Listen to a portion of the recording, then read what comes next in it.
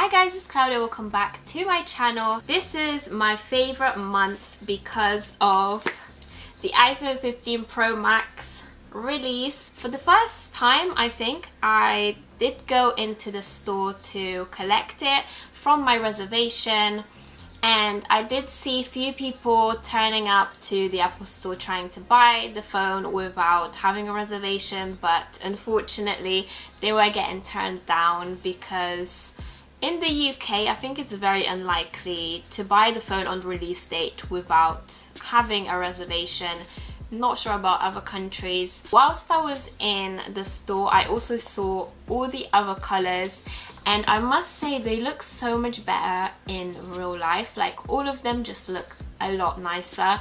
So we do have the natural titanium, the blue titanium, which I will be unboxing today, and the black titanium and the white titanium. I was slightly disappointed we didn't get the burgundy concept, which you might have seen, which I feel like we needed a little bit more color. I am glad though that the prices remained the same. So for the iPhone 15 Pro, prices start at £999 or dollars with 128 gigabytes, or with the 15 Pro Max the price starts at £1,199 or dollars with 256 gigabytes. And you know, the bigger the storage, the bigger the price. To top it off, I did buy the iPhone 15 Pro Max clear MagSafe case, which was £49, and I did ask in store just to double check if you can use your last year's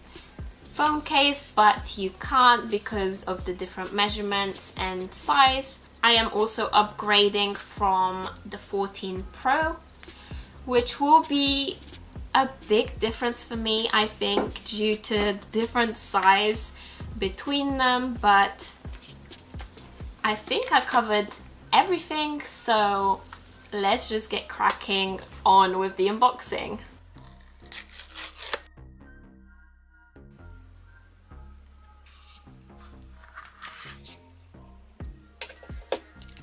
In the box, we do have the USB-C braided cable.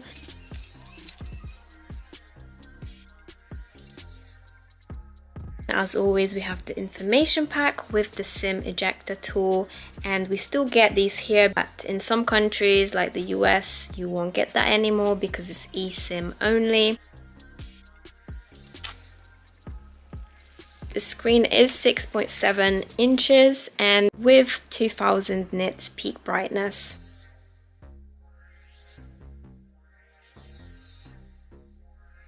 I was wondering what sort of other uses does a USB-C connector have apart from just using the same wire for multiple devices like your iPad, and there was a video I found where you can use your charging cable to plug into your phone and connect another phone, and that way the battery can be shared. Depends on how the light hits the phone, but there are certain ways, like say like this, where the colors will just be coming through and it's really nice. Then in some instances you do get like shades of grey within that, which is quite nice, say if you would like a darker looking phone and you don't want to get the black version. And surprisingly, I don't see a lot of fingerprints. I think for some people it was coming up quite a bit, but I don't actually see it. When the light hits the phone in different shades, the fingerprints are much less noticeable. My 14 Pro does have a screen protector, so it might kind of distort the video a little bit with the bezels, but if you can see here, the bezels are thinner.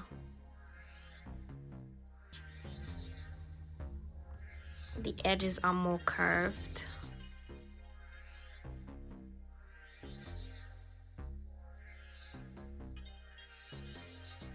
The 14 Pro is so much thicker. And I don't know, on the camera the phone looks really big compared to me, but I don't feel like it is. When I'm holding the phone, it's just it's got a really good hold. Like the width of it is nice to hold with one hand. When I held the 14 Pro Max last year, I was not comfortable at all. That's why I made the decision to go with the 14 Pro. And also the edges feel a lot softer. It doesn't feel like it's not digging into me. Like the edges are not digging into my finger. The titanium is a lot more comfortable to hold. It doesn't shine as much as the steel does, but I prefer it like this because it's got like a nice sort of spray paint effect. Once I put on the case, let's see once I put on the case if it's any more bulky. The buttons do feel a little bit stiff with the case, especially this button, but I think I just have to wear it out a little bit with the case. But with the action button, really easy to use, so I set it as a voice memo. But as I said, I am a small hand girly, and this feels, holding the phone feels fine. I am happy with the size, and I can't wait to try out the camera. Do you see a difference on the actual lens? This is where the zoom feature is at. This is a 48 megapixel main camera with 12 megapixel ultra wide camera. One of the reasons why I got the Pro Max was because of the 5x optical zoom. So it's the same as a 120mm lens on a camera, and only the Pro Max have this. In terms of the system, there is an A17 Pro chip, and this comes in handy with the iOS 17 and ray tracing for gaming, so better improved gaming experience.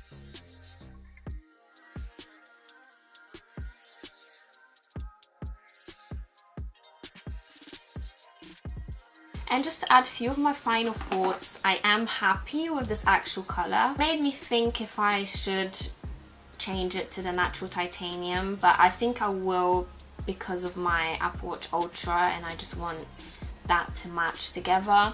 I think if it wasn't for that reason, I would have stayed with the blue because it's actually a nice color and it just gives a little bit of like vibrance in the light, which I like. My first impression, I don't think I'll use the action button a lot. I think it will just take me a while to get used to this, but maybe I can change it to a nice shortcut which I would then use more frequently. I am excited to test out the camera properly. I am going on holiday in October, so I'm definitely gonna put in a bit of work in getting to know like all the camera features. So it's just perfect excuse to just have the iPhone 15 Pro Max. And also I will be doing probably a real day in the life or just like a general review, so if you're not subscribed, make sure you subscribe to stay on top of those videos. I also have, I gave a little hint in the background, I'm not sure if you've seen, but I do have the Apple Watch Series 9 in pink and the Ultra 2, which I will unbox shortly. So that should also go up quite soon. So if you have enjoyed this awaited unboxing, don't forget to leave a like and subscribe, and I'll see you in my next video. Bye!